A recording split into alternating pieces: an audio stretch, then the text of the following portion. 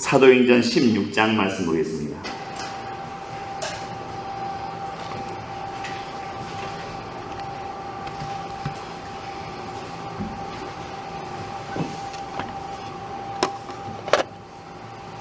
사도행전 16장 1절로 10절까지입니다.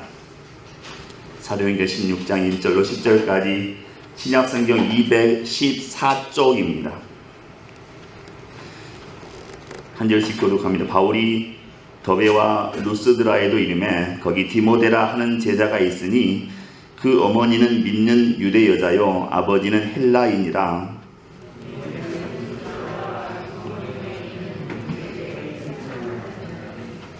바울이 그를 데리고 떠나고자 할새 그 지역에 있는 유대인으로 말미암아 그를 데려다가 할례를 행하니 이는 그 사람들이 그의 아버지는 헬라인인 줄 다 알미러라.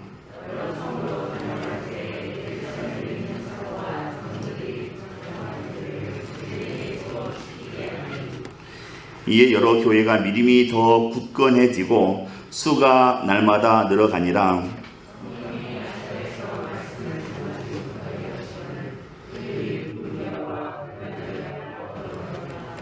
무시아 앞에 이르러 비두니아로 가고자 했으되 예수의 영이 허락하지 아니하시는지라.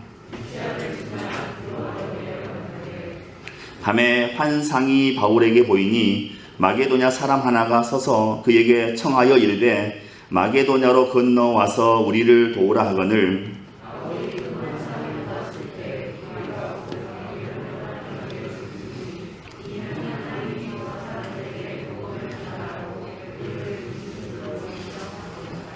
아멘.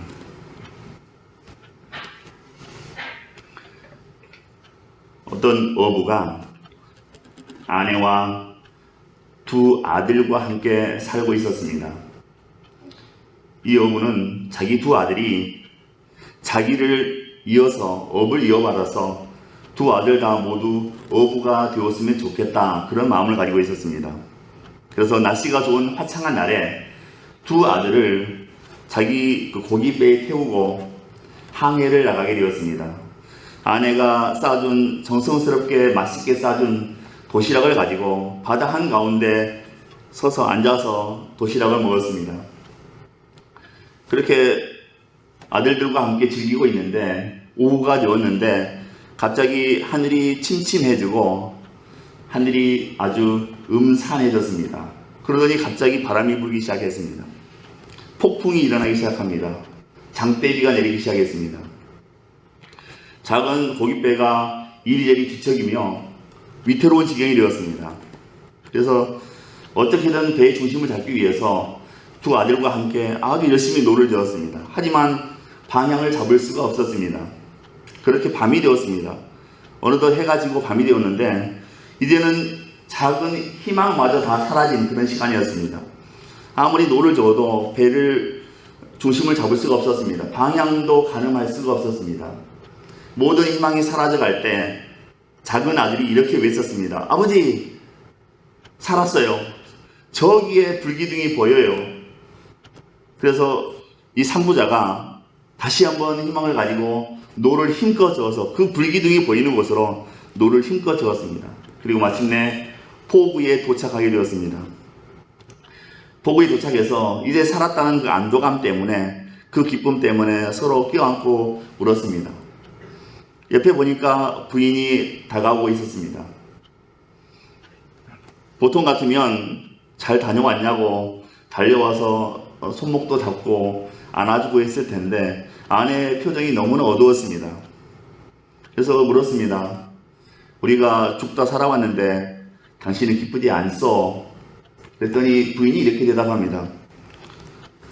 오늘 우리 집에 부엌에 불이 났는데 다 타버리고 제 목숨 하나 건져서 나왔어요. 그렇게 얘기하더랍니다. 표정이 아주 어두운 표정입니다. 무슨 얘기인가 하니 조금 전에 자기들의 생명을 구하기 위해서 그 불기둥 하나 보고 사력을 다해서 노를 저어서 왔는데 그 불기둥이 바로 자기 집 타는, 초가삼간 타는 그 불기둥이었다고 하는 것입니다. 아이러니한 거죠. 그 불기둥 때문에 자기 집 초가 삼간이 다 타버리는 그 불기둥 때문에 이 삼부자는 목숨을 건졌다는 것입니다. 그래서 우리 인생에 대해서 지금 눈앞의 일만 가지고 판단해서는 안 된다는 것입니다. 이 여부는 자기 생명을 초가 삼간 한 채와 맞바꾸었던 것입니다. 지금 이 일이 내게 복이 될 것인지 화가 될 것인지 이건 조금 지나봐야 하는 것입니다. 우리가 다 인생을 살아봤기 때문에 경험한 거 아니겠습니까? 지금 내 앞에 있는 이 일이 내게 복이 될지 화가 될지는 지나봐야 하는 겁니다. 자, 지난주에 인생사 세옹지마라고 말씀드렸죠. 다 같은 얘기입니다. 지나봐야 하는 것입니다. 다만 우리가 지금 이 시점에서 우리가 해야 할 게 있다면 감사하며 나아가는 것입니다. 이 순간 하나님 앞에 감사하며 나가는 게 우리로서는 최선의 삶이라는 것입니다. 사도행전 16장은 사도 바울의 그 선교 사역에 있어서 분수령이 되는 그런 본문이라 할 수 있습니다. 16장 이전까지는 예수 이름의 권세와 능력이 나타났습니다. 성령의 강권적인 역사가 있었습니다. 복음을 듣고 세상 사람들, 또 심지어는 권력자들까지 다 하나님 앞으로 돌아왔습니다. 선교 과정에 어떤 특별한 어려움도 없었습니다. 뜻한 대로 다 이루어 주셨고 기도한 대로 하나님께서 다 응답해 주셨습니다. 그런데 16장부터는 오늘부터는 상황이 전혀 달라집니다. 어려움이 생기고 또 고난이 따라옵니다. 선교에 난항을 겪게 됩니다. 뜻한 대로 이루어지지 않습니다. 기도한 대로 응답되어지지 않습니다. 바울은 지난 2년 동안 1차 선교 여행을 다녀왔습니다. 그리고 1년가량을 쉬었습니다. 안디옥 교회에서 제자들을 가르쳤습니다. 그리고 다시 이제 2차 전도 여행을 시작하는 것이 이제 16장부터입니다. 바울이 처음에 1차 전도 여행을 시작했을 때 그때에 돌에 맞아 죽을 뻔했던 그 루스드라 지역에서 디모데라는 형제에게 복음을 전했습니다. 그리고 바울은 이번 2차 전도 여행을 시작하면서 한 사람을 염두에 두고 지금 그곳에 가고 있습니다. 누구겠습니까? 디모데입니다. 1차 전도 여행 때 제자 삼았던 그 디모데를 지금 염두에 두고 루스드라에 갔습니다.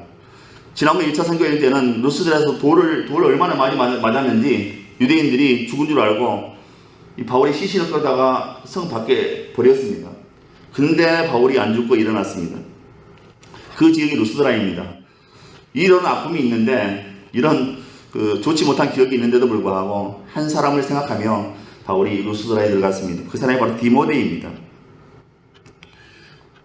그런데 이 디모데가 1년 만에 완전히 다른 사람이 되어 있었습니다. 어떻게 변했는지 놀라울 정도입니다. 바울은 디모데에게 본문에 과감하게 제자라는 호칭을 붙여주고 있습니다. 루스드라 지역에 디모데라고 하는 제자가 있으니 이렇게 1절에 기록하고 있습니다. 2절에 보면 디모데는 루스드라와 이고니온에 있는 형제들에게 칭찬을 받는 자니 이렇게 기록하고 있습니다. 디모데는 예수 믿는 형제들에게 칭찬을 받고 있었고 또 예수 믿지 않는 사람들에게도 좋은 평판을 받고 있었다는 것입니다. 이 디모데를 사도 바울은 마음속에 자기 선교 사역에 동참시키기로 그렇게 정하고 있었습니다. 그래서 디모데를 찾아간 겁니다. 디모데를 동역자로 써야 되겠다 이런 마음에 아마 루스드라에 갔던 것 같습니다. 그리고 디모데는 평생에 바울의 동역자가 되었습니다. 디모데는 이 사도 바울이 아들이라고 부를 정도로 그렇게 각별한 사이였습니다. 디모데후서 1장 2절에 사랑하는 아들 디모데에게 편지하노니 바울이 이런 편지를 썼습니다. 바울 입장에서는 이 디모데가 양아들인 거죠. 양아들처럼 생각했습니다. 디모데는 사도 바울이 신약성경 27권 가운데 13권을 사도 바울이 썼습니다.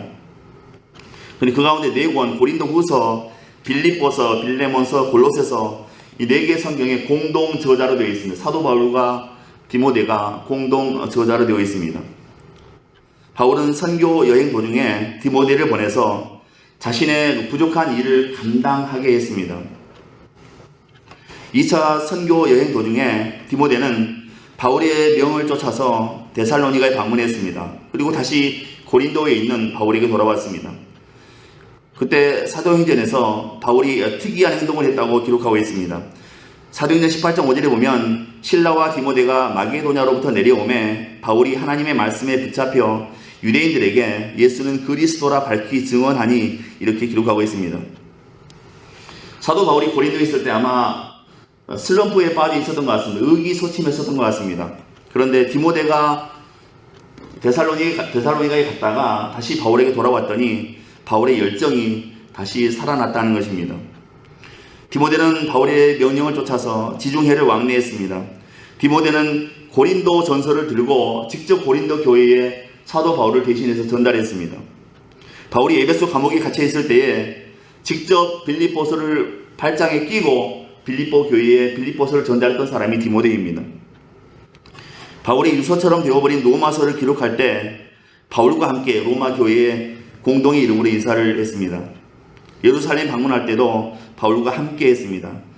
디모데후서는 바울의 마지막 서신입니다. 여기에 보면 바울이 디모데에게 이렇게 요청합니다. 디모데후서 4장 13절 21절입니다. 내가 올 때에 내가 드로와 가보의 집에 둔 겉옷을 가지고 오고 또 책은 특별히 가죽 종이에 쓴 것을 가져오라. 너는 겨울 전에 어서 오라. 이런 편지를 썼습니다. 바울에게 있어서 인생의 겨울이 되기 전에 마지막으로 보고 싶은 사람이 있었는데 그 사람이 디모데였다 하는 것입니다. 양아들 디모데였습니다. 인생의 막바지에서 마지막에서 이 사도 바울에게 가장 위로가 되는 사람, 가장 힘이 되는 사람이 바로 제자 또 양아들 디모데였다 하는 것입니다. 계속해서 오늘 본문에 보면 바울이 아시아 지역을 대상으로 말씀을 전하려고 했는데 이상하게도 길이 막혔다고 기록하고 있습니다. 우리가 15장 41절 마지막 절에 보면 수리아와 길리기아로 다니며 교회들을 견고하게 하니라. 그리고 오늘 16장 1절 5절입니다. 바울이 더베와 루스드라에도 이름에 이에 여러 교회가 믿음이 더 굳건해지고 수가 날마다 늘어가니라. 이렇게 기록하고 있습니다. 지금까지는 5절까지는 사도 바울 일행이 복음을 전하는데 아무런 문제가 없었습니다. 아주 수월하게 이 전도 사역을 감당했습니다. 그런데 지금부터 이제 바울의 사역에 있어서 처음으로 시련이 찾아오게 되었습니다. 그동안은 잘 되는 일만 경험했습니다. 그런데 여기서부터 이제 막히기 시작합니다. 너무 막히니까 이게 하나님의 뜻인지 또 그동안에 있었던 일들이 하나님의 역사였는지 의심하기는 그런 지경에 이르렀다는 것입니다. 본문 6절에 보시면 성령이 아시아에서 말씀을 전하지 못하게 하시거늘 이렇게 기록하고 있습니다. 그래서 바울은 방향을 돌려서 비시디아 안디옥을 거쳐서 갈라디아를 거쳐서 무시아에 지나서 또 본토적인 비두니아로 향했다고 말씀하고 있습니다. 그런데 이렇게 막 돌아서 가는데도 계속해서 하나님께서 그 길을 막으셨습니다. 7절에 보면 예수의 영이 허락지 아니하시는지라 이렇게 말씀하고 있습니다.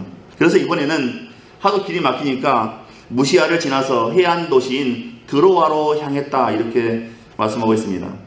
아마도 육지로 가는 길이 가는 곳마다 다 하나님 막으시기 때문에 아마 배 타고 그 해안 도로를 따라서 가려고 했던 것 같습니다.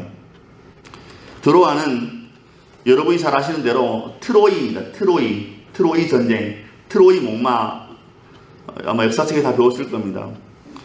그리스가 트로이를 정복하면서 큰 목마를 선물로 주면서 이 큰 목마 안에 군사 30명을 넣어놨다가 다 술 취해서 누워있을 때 나와서 다 군인들 죽이고 트로이를 장악했지 않습니까? 트로이 목마가 바로 드로아입니다. 트로이에서 드로아라는 그런 지명이 나오게 되었습니다. 바울은 이곳에도 교회를 세웠습니다. 3차 전도 여행의 기록이라 할 수 있는 사도행전 20장 6절 7절에 보면 우리는 무교절 후에 빌립보에서 배로 떠나 닷새만에 드로아에 있는 그들에게 가서 이래를 머무니라. 안식 후 첫날에 우리가 떡을 때려 하여 모였더니 이렇게 말씀하고 있습니다. 드로아 교회는 지금 현재 2차 전도 여행을 통해서 세워진 교회였다는 것입니다. 그리고 이곳에서부터 드디어 이제 누가복음의 저자인 누가, 사도행전의 저자인 누가, 닥터 누가가 사도 바울과 동행하게 되었습니다. 이때부터 이제 사도 바울이 건강이 좋지 않기 때문에 누가가 마지막 순간까지, 바울이 순교하는 순간까지 누가가 바울의 주치의로서 동행하게 되었습니다. 사람에겐 저마다 다르지만 문제를 만났을 때, 어떤 상황을 대처할 때에 그 사람만의 어떤 돌파 능력이 있습니다. 물론 이 일을 만났을 때 돌아가는 길을 선택하는 사람도 있습니다. 하지만 정면 돌파하는 사람도 있습니다. 7절입니다. 무시아 앞에 이르러 비도니아로 가고자 애썼다는 것은 돌파하기 위해서, 정면 돌파하기 위해서 최선을 다해 노력하고 인간적인 방법을 강구하고 해볼 수 있는 일을 다 해봤다, 그런 의미입니다. 바울은 비도니아 쪽을 통해서 아시아로 들어가 볼까 생각했습니다. 그런데 결국에 예수의 영이 허락하지 아니하므로 이것을 또한 수정할 수밖에 없었습니다. 주님께서 허락하지 아니하시면 아무리 인간적인 돌파 능력이 있어도 그건 안 되는 것입니다. 소용이 없는 것입니다. 그래서 바울은 이렇게 생각합니다. 1차 전도 여행 다녔던 곳을 촘촘하게 다시 다녀봐야 되겠다, 이런 생각을 하게 됩니다. 그런데 이 계획마저 다 내려놓고 드로아로 갈 수밖에 없었습니다. 그리고 바울이 드로아에 있을 때에 밤에 환상을 보았는데 마게도냐 사람 하나가 서서 간곡하게 부탁합니다. 여기로 건너와서 우리를 도우라. 그 소리가 너무나 분명해서 환상에서 깨어난 다음에 그대로 있을 수가 없었습니다. 그래서 11절에 보면 드로아에서 사모드라게로 직행했고 다음날 네아폴리에 도착했고 거기서 빌립보에 이르렀다고 11절 12절에 기록하고 있습니다. 빌립보는 마게도냐 첫 번째 성, 유럽의 첫 번째 성입니다. 바울과 그 일행은 이 환상 후에 함께 기도하고 심사숙고해서 마게도냐로 건너가서 복음을 전하는 것이 하나님의 뜻임을 확신하고 빌립보로 건너가서 유럽을 전도하기 시작했습니다. 여기서 우리는 때로 자신이 가졌던 원칙이나 계획을 과감하게 버리고 성령의 인도하심을 따르는 것이 중요하다는 것을 깨닫게 됩니다. 바울은 이때까지 자신의 선교 방향을 아시아로만 생각하고 있었습니다. 이때까지 유럽을 바울은 생각하지 않았습니다. 그런데 아시아 지역을 다닐 때 가는 곳마다 하나님께서 막으셨습니다. 예수의 영이 허락지 아니하시는지라. 가는 곳마다 막히는 겁니다. 그래서 드로아에 갔더니 환상 가운데 마게도냐, 유럽으로 넘어와라, 그런 환상을 보게 됩니다. 현대 선교의 아버지라 불리는 윌리엄 캐리 선교사가 있습니다. 이분은 원래 남태평양에 있는 폴리네시아로 가기를 원했습니다. 근데 하나님께서 그걸 막으시고 이분을 인도 선교사로 보내셨습니다. 리빙스턴은 원래 중국 선교사로 가기를 원했는데 하나님이 이 길을 막으시고 아프리카로 보내셨습니다. 저더스는 인도 선교사였는데 하나님께서 미얀마로 옮겨주셨습니다. 이것을 우리는 하나님의 이중적 인도하심이라고 합니다. 하나님의 이중적 인도하심. 무슨 얘기인가 하니 어떤 것은 막으시고 어떤 것은 열어주신다는 뜻입니다. 어떤 것은 막으시고 어떤 것은 열어주시는 것, 이게 하나님의 이중적 인도하심이라고 합니다. 이것을 보면 길이 막히고 뭔가 잘 풀리지 않을 때 성급하게 굴 게 아니라 조금 인내하고 참으면서 성령의 인도하심이 분명해질 때까지 침착할 필요가 있음을 알게 되는 것입니다. 하나님의 중요한 뜻이 있음을 믿고 기다릴 줄 알아야 되는 것이지요. 결혼하신 분들 우스갯소리로 이런 얘기하죠. 결혼은 해도 후회하고 안 해도 후회한다. 이 말은 원래 철학자 키에르 케고르가 했던 말입니다. 우리는 누가 했는지도 모르고 막 썼는데 사실은 이 철학자 키에르 케고르가 가장 먼저 했던 말입니다. 결혼은 해도 후회하고 안 해도 후회한다. 그런데 이분이 또 다른 중요한 말을 남겼습니다. 인생은 거꾸로 이해되어진다. Life is understood backward. 이게 인생은 거꾸로 이해되어진다. 그런 얘기를 했습니다. 그 당시에는 몰랐지만 지나고 봤더니 그게 하나님의 은혜였구나. 지나고 봤더니 그게 하나님의 인도하심이었구나. 이렇게 나중에 깨닫게 되는 경우가 있지요. 그래서 인생은 거꾸로 이해되어진다. 이런 유명한 말을 했습니다. 이 키에르케고르는 루터교의 교인이었습니다. 잠언서 16장 9절에는 사람이 마음으로 자기의 길을 계획할지라도 그 걸음을 인도하시는 자는 여호와시니라 이렇게 기록하고 있습니다. 우리는 환경의 이 막힘을 통해서 겸손을 배우고 또 인내를 배우고 하나님의 주권을 배우게 되는 것입니다. 바울 인생도 전도의 길이 막힌 상황에서 얼마나 난감했겠습니까? 주님의 일을 위해서 헌신하는데 환경이 열어지지가 않습니다. 그러나 성경은 이것을 성령께서 하신 일이었다 이렇게 해석하고 있습니다. 이것은 우리가 주님을 위해서 살고자 할지라도 충성할지라도 때로는 우리도 난감한 상황을 만날 수도 있다 하는 것을 가르쳐주고 있는 것입니다. 그러나 그런 때에도 여전히 우리는 하나님의 사랑 안에서 내가 성령의 인도하심을 받고 있다 그 사실을 믿어야 하는 것입니다. 환경의 문을 닫으시는 분도 주님이시고 그 환경을 다시 열어주시는 분도 주님이시기 때문입니다. 우리가 원하고 기대하는 대로 이루어질 때만 하나님이 도우신 것이 아닙니다. 내가 믿음으로 순종하는데도 불구하고 일이 틀어지거나 내가 기대했던 대로 결과가 나오지 않을 수도 있습니다.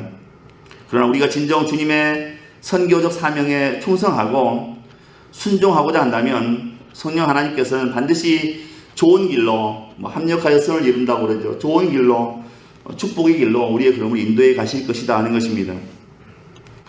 19세기까지만 해도 영국을 가리켜서 해가 지지 않는 나라라고 했습니다. 해가 지지 않는 나라, 왜 그러겠습니까? 영국이 점령하지 않은 나라가 없었습니다. 5대양 6대주 영국이 점령하지 않은 나라가 없었습니다. 그러니까는 어딘가는 낮은 것입니다. 해가 떠 있는 것입니다. 해가 지지 않는 나라가 영국입니다. 그만큼 영국은 전 세계에 많은 식민지를 가지고 있었습니다.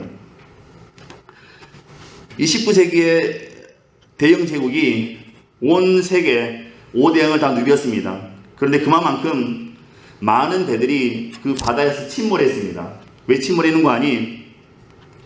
그 배에다가 너무 많은 적재물을 실었기 때문에 배가 침몰하게 된 것입니다. 그래서 이 문제를 해결하고자 했던 세무엘 플림솔이라는 사람이 있습니다.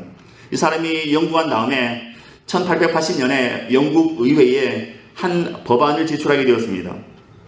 그 법안은 선체에 적재 능력에 해당하는 하나의 선을 그리고 짐을 실을 때 물이 그 선까지 오르면 더 이상 짐을 실지 못하도록 하는 그런 법안이었습니다. 이 선이 바로 적재 한계선이라고 합니다. 무슨 얘기인가 하니 배에다가 짐을 많이 실면 배가 점점 물속으로 가라앉거든요. 근데 배에 빙 둘러서 선을 하나 그려놓는 겁니다. 하얗게 선을 그려서 짐을 계속 실다가 물이 그 정도까지 선까지 딱 오면 더 이상 짐을 실으면 안 되는 겁니다. 이런 법안을 이제 이분이 제출했습니다. 이건 거의 생명선과 마찬가지입니다. 이 이상 실어버리면 먼 바다에 나가서 배가 분명히 침몰하거든요. 우리 그리스도인들은 로드 라인을 그려야 합니다. 주님의 선, 주님을 섬기는 선을 그려야 합니다.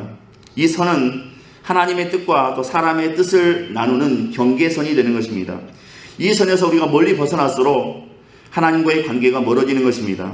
결국 세상 속으로 우리도 침몰할 수밖에 없는 것입니다. 세상에 속한 부귀영화, 물질, 명예, 권세들은 많이 쌓을수록 우리 인생에 더 빠른 침몰을 가져올 뿐입니다.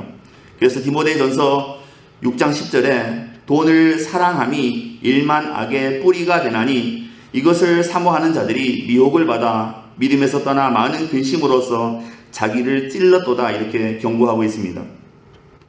나를 위해서 시간과 물질 다 써버리고 나서 남는 것으로 조금 남는 것으로 하나님을 위해 쓰겠다고 하는 것은 하나님을 더욱 멀리 떠나는 일이 된다는 것입니다. 그래서 삶이 뜻대로 되지 않을 때는 세상을 멀리하고 하나님을 더욱 가까이 해야 한다는 것입니다.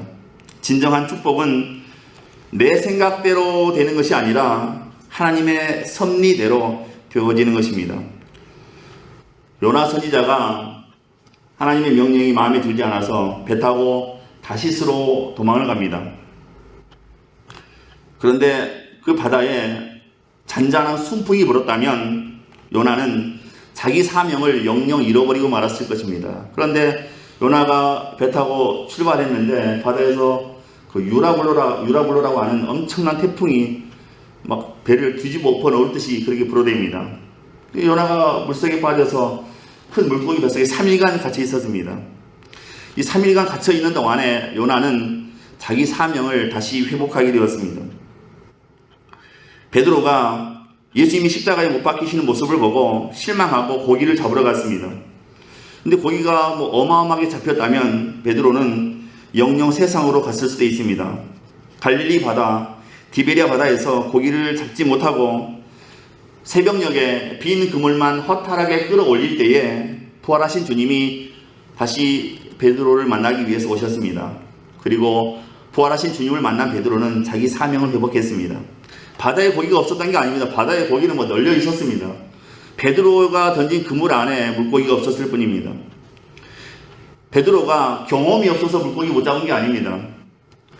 다시 사명을 회복시키려는 하나님의 손길이 그 안에 있었기 때문입니다.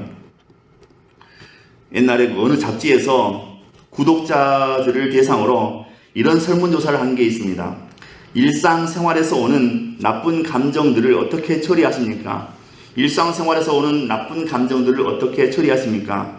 구체적으로 4가지 질문을 했습니다. 첫 번째 질문, 여러분 속상할 때 어떻게 하십니까? 그랬더니 20대들은 잔뜩 술에 취한다, 클럽에 가서 진땀 날 때까지 흔든다, 노래방에 가서 목이 휘도록 소리 지른다, 문 걸어 잠그고 두문 불출한다, 친구에게 전화 걸어 만난다, 이렇게 대답했습니다. 30대나 40대는 술을 마신다, 무조건 집을 뛰쳐나간다, 드라이브를 한다, 책을 본다, 친구를 만난다, 노래방에 간다 했습니다.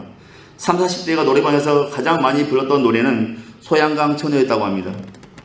두 번째 질문을 했습니다. 당신이 선택한 그 방법으로 속상한 것이 풀렸습니까? 그랬더니 단 한 명도 속이 풀렸다든지 상한 감정이 치유되었다는 사람이 없었습니다. 예를 들면 밤새도록 술 마시고 속술에 죽는 줄 알았다, 또 그 다음날 아침에 해장국 먹느라 돈만 들어갔다, 참을고침 나갔다가 사고 나서 돈만 손해봤다, 노래방 가서 소리 지르고 노래 부르다가 이비인후과 신세졌다, 이런 얘기들을 하게 되었습니다. 자신들이 선택한 방법들이 자신의 마음을 치유하는데 아무런 도움이 되지 않았다는 것입니다. 그 다음에 세 번째 질문을 던졌습니다. 당신이 선택한 방법 가운데 어느 방법이 가장 좋은 방법이라고 생각하십니까? 그랬더니 대부분의 사람들이 이렇게 대답했다고 합니다. 나를 이해해주는 친구를 만나서 속을 털어놓고 이야기하는 것, 이렇게 대답했다고 합니다. 술 마시는 것, 그것도 아니고 이것도 아니고 저것도 아니고 다 아니고 내 마음을 이해해주는 그런 친구가 만나서 그냥 이거 대화하는 거, 이게 제일 좋은 방법이다, 그렇게 다들 대답했다고 합니다. 그럼 마지막 질문으로 그러면 당신에게는 그런 친구가 있습니까? 그렇게 질문을 던졌더니 92.5%가 나에겐 그런 친구가 없습니다, 이렇게 대답했다고 합니다. 요즘 우리 삶이 뜻대로 잘 안 되지요. 이래저래 속상한 분들이 많이 계신 것 같습니다. 살아가는 것이 뜻대로 잘 안 되고 속이 상할 때 어떻게 해야 합니까? 많은 사람들이 이런 경우를 만나면 의기소침해지고 맙니다. 세상적인 방법을 찾거나 육신적인 방법으로 풀어보려고 합니다. 하나님께서는 이런 사실을 아시고 시편 146편 3절과 4절에 이렇게 말씀하셨습니다. 귀인들을 의지하지 말며 도울 힘이 없는 인생도 의지하지 말지니 그의 호흡이 끊어지면 흙으로 돌아가서 그날에 그의 생각이 소멸하리로다, 이렇게 말씀하셨습니다. 그럼 우리가 어떻게 해야 되는가? 계속해서 5절에 이렇게 말씀하십니다. 야곱의 하나님으로 자기 도움을 삼으며 여호와 자기 하나님에게 그 소망을 두는 자는 복이 있도다, 이렇게 말씀하셨습니다. 우리가 영적으로 힘들고 또 심리적으로 굉장히 부담 가운데 있을 때에 하나님을 의지하는 것, 이것이 가장 현명한 길이다, 그렇게 시편에 말씀하고 있습니다. 말씀을 정리하겠습니다. 건너와서 우리를 도우라. 이 마게도냐 사람처럼 지금도 예수님을 모르는 세상 사람들은 심각하게 우리를 부르고 있다는 것입니다. 그러한 영적인 음성을 들을 수 있는 귀가 우리에게 있어야 된다는 것입니다. 건너와서 우리를 도우라. 오래전 선교단체인 위클리프 번역 선교회라는 게 있습니다. 위클리프 번역 선교회. 여기에 소속한 한 여자 선교사님이 어떤 지역에 가서 그 지역의 언어로 성경을 번역해 주었습니다. 그리고 복음을 전했습니다. 그랬더니 그 원주민들이 선교사님에게 이렇게 외쳤습니다. 왜 이제야 오셨습니까? 그렇게 외쳤습니다. 이거 이제 영상에 담겨있는 내용입니다. 전혀 복음이 들어가지 않은 지역에 가서 그 지역의 언어로 성경을 번역해주고 또 복음을 전했더니 그 원주민 주장부터 원주민들이 나서서 이 여자 선교사님에게 그렇게 외쳤습니다. 왜 이제야 오셨습니까? 무슨 뜻이겠습니까? 조금 더 일찍 오셨더라면 우리가 이렇게 헛되게 살진 않았을 텐데 왜 이제야 오셨습니까? 왜 이렇게 늦게 오셨습니까? 그런 뜻이지요. 우리는 주님의 그 선교적 부르심에 응답해야 합니다. 가까운 곳부터 주님의 십자가 복음을 전할 수 있어야 합니다. 복음 전하는 이 부르심에 우리가 응답하게 되면 하나님께서는 우리 삶에 우리가 감격할 만큼 놀라운 은혜와 축복으로 부어주실 것이다 하는 것입니다. 사나 죽으나 주님을 위해서 살아가는 그런 우리의 삶이 되어져야 되는 것입니다. 우리가 주님 앞에 선교적 사명 잘 감당하게 되면 주님께서 우리 삶 가운데 놀라운 복으로 채워주신다는 것은 제 얘기가 아니고 이건 성경의 진리입니다. 이런 은혜가 저와 여러분에게 있어지길 주님의 이름으로 축원드립니다. 기도합니다. 은혜로우신 하나님, 이 시간 우리에게 믿음을 더해 주옵소서. 우리가 일생을 살아가면서 나를 위해 살지 않게 하시고 나의 욕심, 나의 정욕을 위해서 살지 않게 하시고 오직 주님의 선교적 사명에 응답하는 복된 삶을 살게 하옵소서. 그래서 우리가 이런 삶을 살아갈 때 우리 삶 가운데도 하나님의 은혜와 평강 또 축복이 늘 가득하게 하옵소서. 믿고 감사하오며 예수 그리스도 이름으로 기도하옵나이다. 아멘.